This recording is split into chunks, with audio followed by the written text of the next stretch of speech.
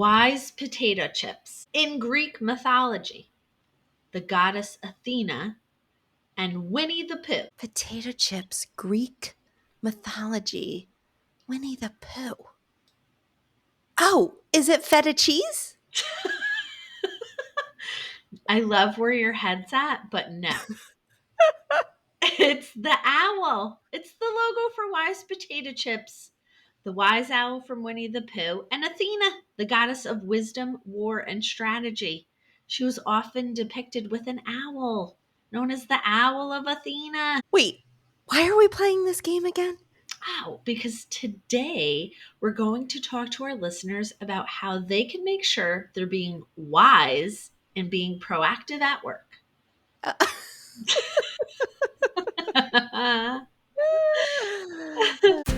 Welcome to the Career Corrective, your career lifeline that gives you laugh lines with Jenny and Allie.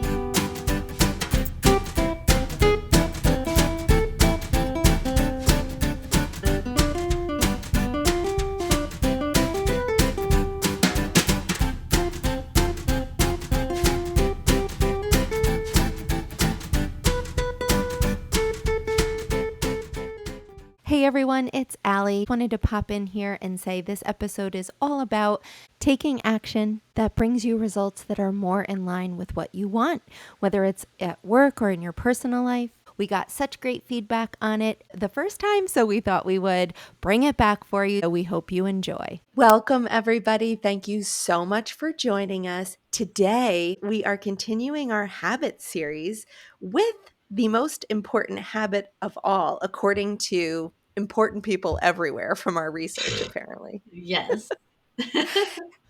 We want to make sure that when you're being proactive, you do it like the wise owl. That's what we're talking about today. Strategies, tips, tricks, information to make sure that you go into all of your proactive dreams with these tools. Yes, and potato chips.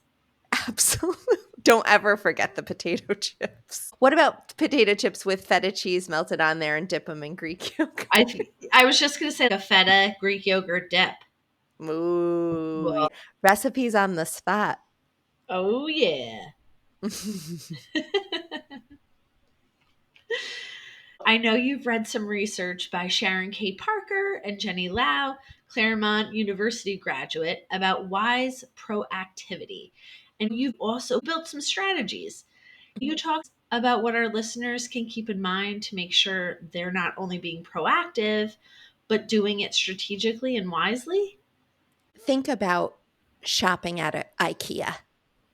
Oh, I love thinking about that. If you got a new apartment or a new place to live and you were saying, you know what, I'm going to be proactive. I'm going to go to IKEA. I'm going to get everything I need. It's got great prices and they have so many things all in one spot. I'm going to go. You will get under those lights and you'll get distracted by the cityscape apartment they have set up. The first one on the right, you're going to think, oh, I need to throw everything out in my apartment, or I need to just buy everything in this room, not realizing I didn't measure. I don't know if that couch fits. And then you come out and all the stuff doesn't work. Or meatball and maybe a fork. Yeah, and tea lights. A whole Yes. box of 100 tea lights. But nothing to put them in. No. You're not going to remember the container. And maybe you'll get a Vulcanslager cabinet. Yes. Or a Guggenheimer. But you're not going to have anywhere to put that. No. It's not the right size. If you think of being strategically and wisely proactive, you're going to get out the old measure tape. You're going to see how much room you have for a little IKEA couch. You're going to think about the big picture. What do I have already? And then make a list of what do I actually need. You're not just going to go into IKEA with no strategy. I mean, you could, but it's not going to go well. Right. A little homework up front can save you a headache. It's the same with being strategically proactive at work and in your life. Do this wisely. Yes. Then the second thing is that when you go to IKEA, you want to Be empathetic. Who do you live with? Do you have pets? Do they need a new pet bed? Do you have a partner? Do they like something to put their feet up on as they watch the old TV? The Maybe old tube. when they go back in time and they watch Leave It to Beaver, do they want their feet up on an ottoman from IKEA? Maybe put They that on do. the list.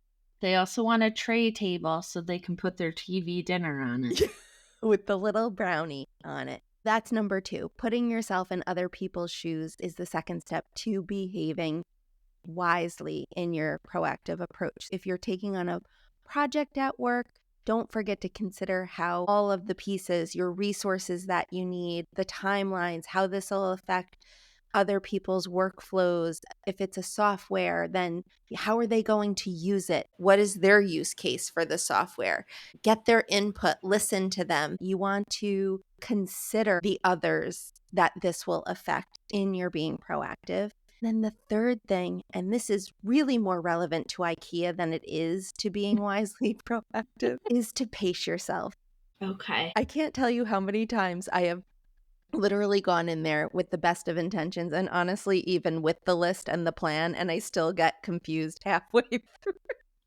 I do too. I end up getting things that I'm like, well, I don't really need it, but I will find a purpose for Yes, it. yes, it's reverse shopping. It's like, what am I doing? I didn't think of this. I didn't need it, but now I have to have it.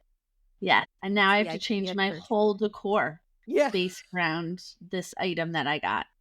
Created more work for myself. And in your work life, you want to pace yourself realistically. If you're thinking about that for your work project, think about what you can actually take on, what you can actually handle with your current workload. I am persona non grata, not pacing myself, but take it from someone who's worked on that and overcome it.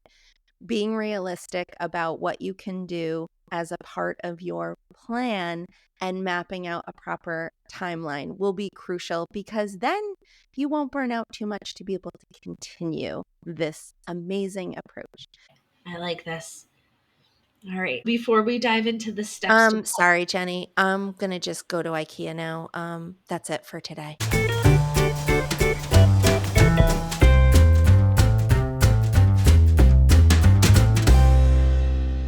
Before we dive into the steps to follow, can you talk to our listeners about incorporating high EQ and self awareness into their approach? If we think about the realistic application of this, it's to improve your life at work.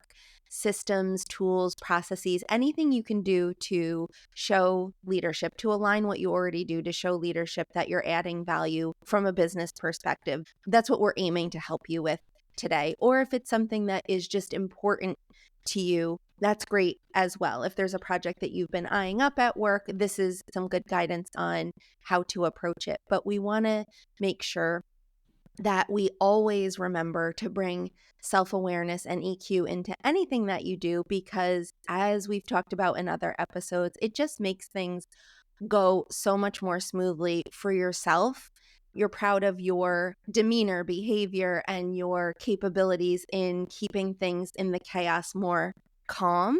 And it also encourages others to genuinely want to work with you and participate in what you're leading and what you're trying to accomplish. So just that reminder to, as you're having these conversations, to gain input from others, and as you're listening to how this could affect their workflow, it could make you annoyed or defensive because they have a different perspective and needs than you, and it could conflict with what you want. So just always remember to pause before reacting and to prepare, put those emotions aside, and be as objective and clear and thoughtful as possible. You could think, okay, Harold in accounting really shouldn't have input on this, but he's yapping at me with all of what he wants relating to the new software.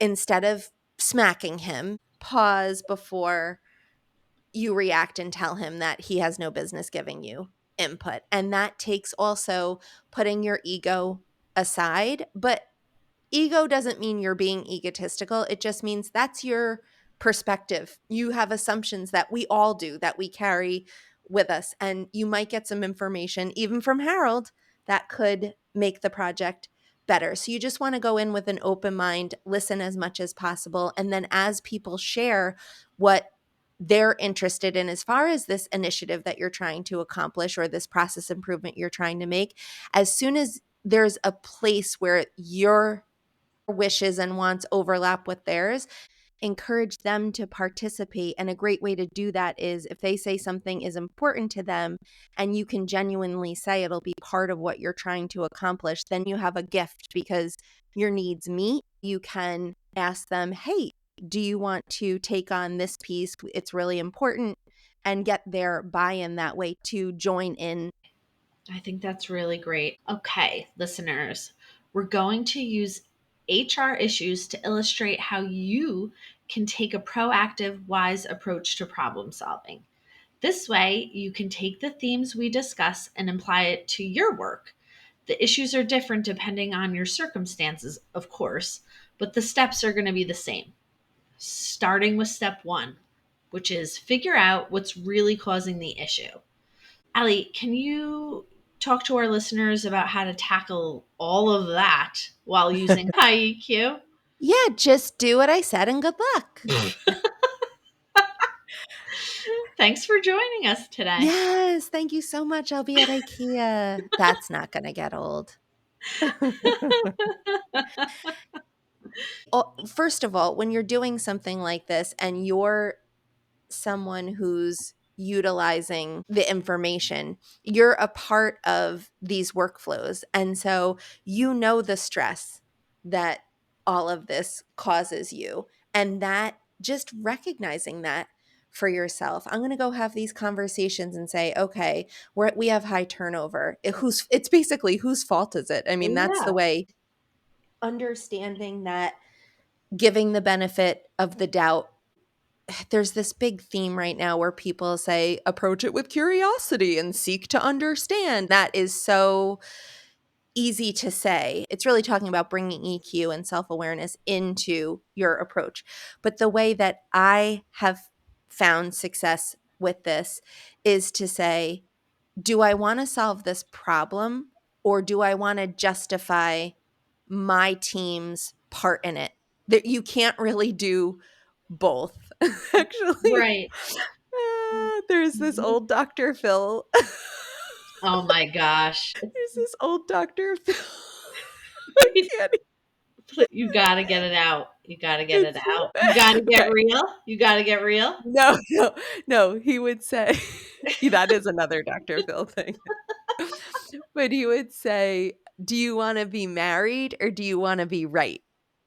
Oh, I'll leave aside my any thoughts I have on Dr. Phil. That's not the point. But the point is, it's the same thing here. You can solve the problem and put your personal piece aside as you're trying to get to that root cause, or you can bring all of your justifications for your team or whomever you're connected to in this workflow, in these pieces of the process.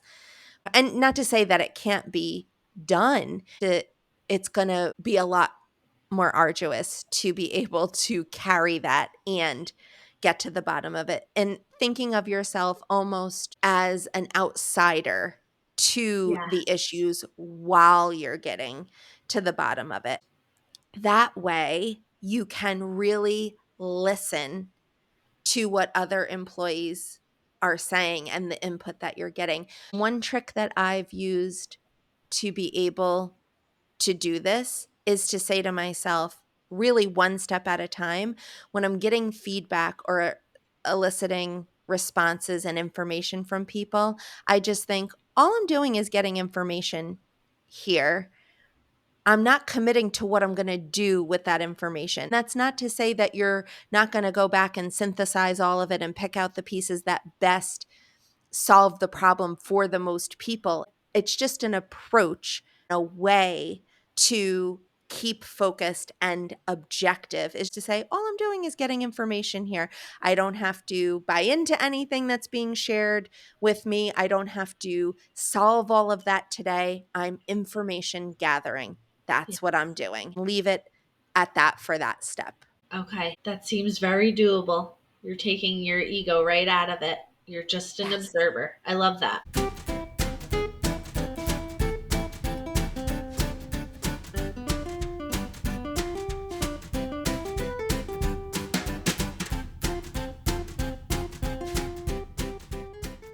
All right. Let's get into step 2. Mhm. Let's look at the whole journey.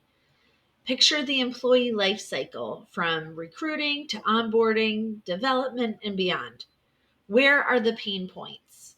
If new hires are leaving within the first 6 months, it's because the role wasn't clearly explained during recruitment or because they aren't getting enough support once they start. Whatever problem you're trying to solve or new system or process you're trying to improve, you want to look at that first step was to gain clarity on where the bottleneck is, where the issue is, where things could be improved.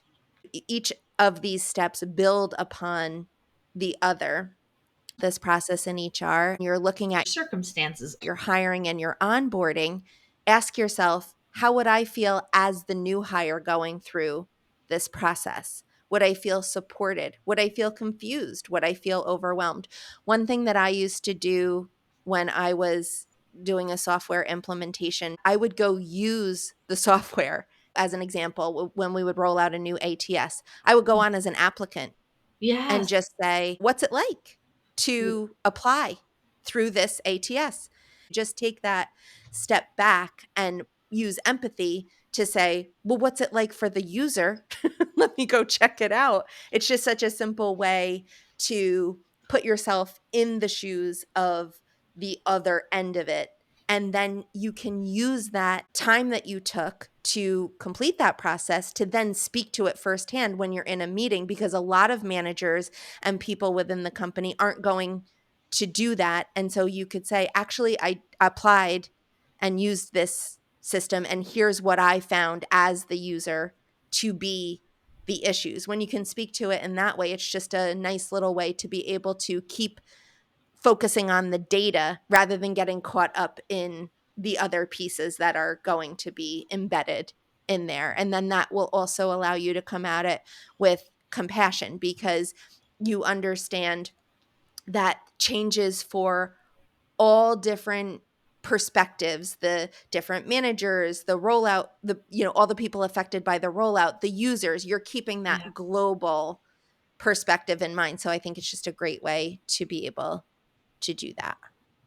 Yeah, I agree. And You can easily extrapolate these tools to your work life. If you're in the hospitality industry, it would be the customers. If you're in marketing, it would also be the customers. If you're in IT, you could probably come up with some technological process improvements that would make things so much better. Manufacturing, there's a whole organizational effectiveness and change management and all these pieces of HR and supply chain and logistics. I mean, these tips that we're giving apply to every work life and every industry. And HR is just, internal stakeholders in the company are our customers, and then applicants are our customers. But these right, approaches are for whatever work you're in. right. Exactly. Okay, I love that one.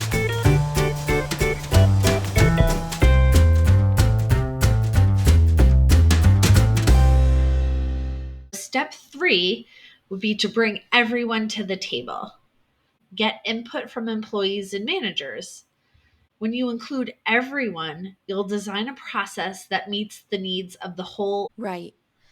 Okay. I have I have been in some meetings where this bring everyone to the table.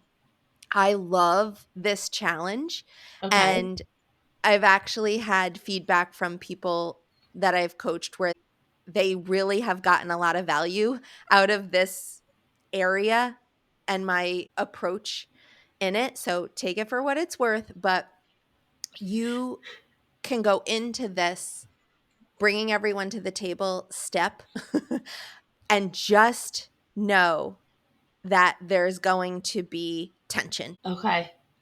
If Just prepare you yourself for it. I have experienced this consistently throughout my career, and I've helped a lot of people with this. And it can be in the form of, let's just take it down to a simple day to day, bring everyone to the table. If you have an internal customer at your job, it could be your boss, could be project managers, could be people in other departments, whatever function you have, if you're providing them with information or you're providing them with updates, you're partnering on a project together. So in much of my career, it's been all of these HR measurements, and the people in the field are doing they're doing them. They have a business to run. They Right. don't really care why there's not applicants or why there's high turnover. They just want it to magically disappear. And I don't blame them. They're busy and this is their perspective. If I went into any meetings when I dealt with these leaders who I know exactly what's going on, I can look at the data before I join the meeting and understand they're not going to be happy because they see dollar signs going out the window if we don't hit our timelines or if there's an issue with the software, whatever the problem may be. So when you think of this bringing everyone to the table step, it's not just for process improvement and being proactive in these larger projects. This is really something that you deal with a lot in your working life where everyone is coming to the table because that's what meetings are about. That's what progress updates are about. That's what stakeholder conversations are about. Giving the big hazard signs here that this is a very meaty step. You want to come in thinking, put myself in their shoes to think, what are they facing and what do they want to hear? So let's just say we have a location opening and we need to hire 75 people for it. And the timeline where we're at right now, we should have hired 35 people and we've hired 10. You're going into a meeting where that's the case and you think they're going to be, oh, how's it going? They're going Right. to come in fired up. I would always assume that and prepare in that way, not only bringing the EQ into it, but do your homework and really utilize all of the other people's perspective so that you can go in with completely taking yourself out of the equation. Because if you don't get everybody back to center and back to a neutral spot before you try and further your agenda, you're going to be talking to yourself. It's no one's going to listen. Right. You have to really, really put you're not even a factor in the conversation. To go something like this before they even say anything, when you're bringing everyone to the table in this example that I just gave, let's just say it's not even a process improvement, it's just an update call, and you know it's not, things aren't where they want to be. I would think of things that I could do to make the situation better. And I would have done homework on that before I join that meeting. I would start with that and something empathetic like, I understand we're supposed to be at 35 right now, we're at 10. That is not acceptable. These are the things that I've researched to address this, and here are some ideas for you to consider. That will go such a long way when they didn't even have to ask. Yeah. There might still be tension, but you're going to have a lot more success bringing down the temperature with that approach. And that's the same for if you just flip that around to the proactive process improvement piece that we were using before and deciding where the bottlenecks are, all of continuing this example as step 3, it's the same thing. You just look at it through their shoes and do as deep a dive into their perspective as possible and represent that in your initial communication. That will go a long way to show them, wow, they're doing this project and they're leading it, but they're really doing it for the proper people and keeping me in mind. It's going to go a long way. That's from my experience. Okay. I really like that. I do. Getting ahead of it. Yeah. The next step is test the waters before rolling out a big change. Test it with a smaller group. So, for example, if you're introducing a new mentorship program, start with one department, see what works and what doesn't, then refine the program before expanding it. Love it. I think it's most fruitful to get yourself prepared to encourage honest feedback and really do something with the feedback. And if you're in a situation where you get feedback from your test group that you can't do anything about, I think it goes a long way to give some context to that. An example would be we would like this in our application process, or we'd like this in our performance review process. And performance reviews are such a hot button topic. We'll be doing other episodes on that. But just for this application of the information, if you can't do something with the feedback that you've gotten, it's really, I think it really goes a long way to go back and give context as to why. Thank you so much for your input on the performance review process, but our company really doesn't want to make that better, so we're not going to do it. At least Right. Straight up. I would, but Joe, who's at a VP level and I'm only a director, won't let me, whatever it takes. Sorry. I'm not the bad guy. Don't point the gun at me. Throw Joe right under the bus. No, Right under.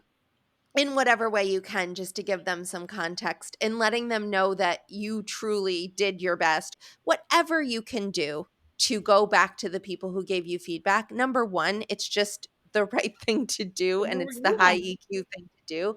But the second thing is, are you ever going to be asking for their feedback again? You want to make that something that was worth their time, or guess what? They're not going to want to do it again. That's right. Okay. I love this. All right. The next step is keep it balanced.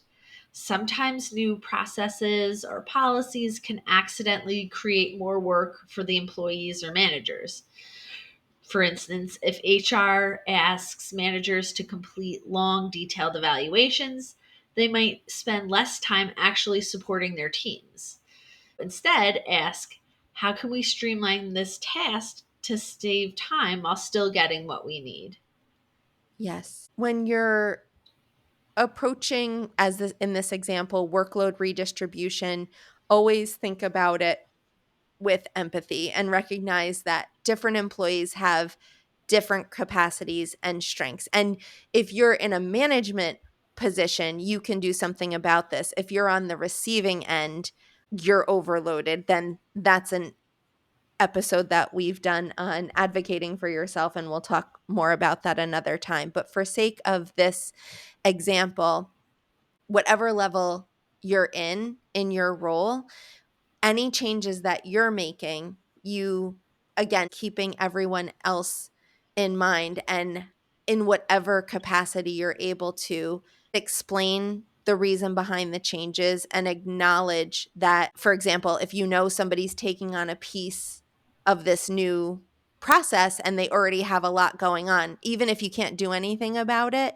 you can at least acknowledge it and then say, we'll do everything we can to support you during this transition, and we'll keep working on that. Just those types of acknowledgments, I think, go a long way. But absolutely, if you can keep it balanced and you have the ability to do that, that is even better, to just keep other people and their workload and how this affects them in mind. Yes.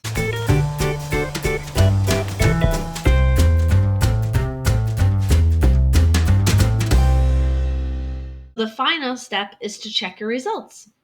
After making changes, don't just assume everything is fixed. Ask, is this really helping? For example, if you had launched a new employee recognition program, are people feeling more appreciated, or is it missing the mark? Then you'd want to adjust as needed. Yes. There's so many programs that are rolled out where it really comes down to leadership made a decision, they want to justify it. Really, the game becomes, let's all pretend this is great even when it's not. I have to call that out. Right. Absolutely. It really depends on your role. So if you are someone who has the capacity to change that, really doing as much as you can to advocate for your people. And if you're listening to this podcast, you definitely are that type of person, but the other people who are just selfish jerks and just care about themselves aren't listening. So probably not going to change much, but anything you can do to earnestly there could be success in it, or there could be, we made this choice with the best that we had at the time, and we have to make the best of it. I think it's so much better just to acknowledge that and to work with your people to make the best of the broken new Yeah. process, rather than pretending it's fine and not listening to, what they have to say. In this case, if you're checking your results, the more you can be vulnerable and honest while balancing that giving context and making the best of things, I think that more down to earth way is the better way as far as your EQ is concerned. Even if you can't change anything, that acknowledgement, I think, is a key piece in making your reputation what you truly want it to be, and your trustworthiness as optimized as possible without shooting yourself in the foot with the higher ups. Right. I agree. I think it shows your vulnerability and your empathy, and you'll get more respect, I feel. Yes. I love it. I think this was a really good discussion, Allie, especially for our anxious achievers, because being proactive is going to kind of calm them down and have them prepared to tackle whatever gets thrown at them. I realize through coaching how much this has helped me as an anxious achiever. Being proactive, it gives you that sense of control. Absolutely. Janet Jackson style. It's not a sense of being controlling, it's getting that sense of control because you're reducing the level of uncertainty. So you feel empowered and you don't feel helpless if you prepare. And when you bring in that EQ, you're going to get a better reaction from approaching it in that way most often. Speaking very broadly there, that's what I found in my experience. And then when you can make a tense situation go better by preparing for it, that's a real confidence booster at work in my mind. I agree. It's a win. Yeah. And then that way you'll feel encouraged and you won't feel overwhelmed. You have a more predictable hypothesis on your outcomes. And then when you start to implement the proactive approach and see how it works, you can always refine and tweak. It really defines and refines your approach, and it gives you that positive feedback to be able to do it again. It's a template to be able to customize to each situation. Yes. And then you're going to grow You're growing.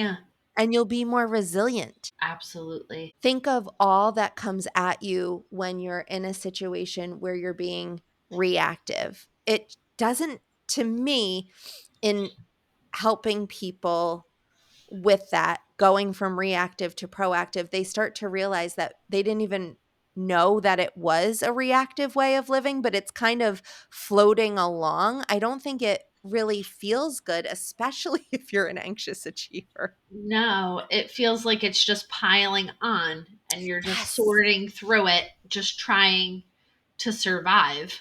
Yeah. Almost like swimming and you're feeling more and more heavy, trying to Yeah, like keep above water. somebody's throwing a ball at you. You're trying to dodge a little kid ball, a light ball, not a basketball or a football, How does like that a make you pickleball, a pickleball. how does that make you feel more weighed down? You're dodging it, you're trying to swim, and these balls are coming at you. You're living in a video game. Somebody throws a brick in there. It's too much. You're just trying to go for a casual Oh swim, my God. doing your laps. Were you saying that you're more like dodging because things are coming at you. Too fast, and you're just trying to do your work and get things accomplished, and people are playing dodgeball. Oh my gosh, I misunderstood because I was saying about heaviness, and I thought you were saying Well, the that ball was, like, too. dragging you down, and I'm like, There's "A balls. pickleball's not gonna drag You've you got down." ankle weights. You're Yeah. trying to stay above the water. No, you're right about it does feel That's like how I that. see it. You're dodging things and being weighed down. Right. It's all coming at you. I feel like when you're being proactive, you've got your swimmies on. You might Yes. be in a nice floaty, and you can handle it. You can catch the ball. Being proactive, you're prepared. You can stay above the water. You nailed it. With the catching the ball, you're prepared for the pickleball to be coming at you, and you just reach out your hand and grab it like a champ because you Right. prepared for it. Right. And it's like, why is there a pickleball in the pool? I don't know, but at least I'm prepared for it. Right. Right. I love that. I know it's goofy. No, it's brilliant. I just didn't understand in the beginning why the ball was dragging you down when it was so little, but coming at you makes so much more sense. You're ahead of your time, Jennifer. You're ahead of your time. The biggest nugget to remember as far as being proactive, focus on solutions and really working that muscle and training your brain to think, what can I do to fix this rather than why is this happening? In being as much in that problem solving mindset. And that doesn't mean you don't need to stop and vent or acknowledge that it's not fair or the pieces are frustrating at all. It just means you're only going to benefit yourself and the whole situation as you're doing all of this to focus on putting everything aside and laser in on what is the solution. And that goes to all the little bumps that are going to come up because you can prepare for as many as you want. There's going to be some curveballs. There's going to be some curved pickleball. Whoa, where did that come But from? you'll have your racket with you Yes, in the pool. that's right. So you're prepared and you can do this. I love it. Yes. Awesome. Well, thank you for these nuggets. I feel like it's setting our listeners up for success on how to Yes. tackle some of these issues. I feel excited about it too. And Yeah. that you can really think about all these little things that happen at work each day. And these types of things I think are useful for even if you just take bits and pieces and try them out. Right. Test the waters. The swimming pool waters. Yes. Well, thank you so much to our listeners for joining us. We cannot wait to hang out with you again next week when we continue our habit series. But in the meantime, Have a great week, everyone. see you See you, soon. see you soon. Bye. Bye.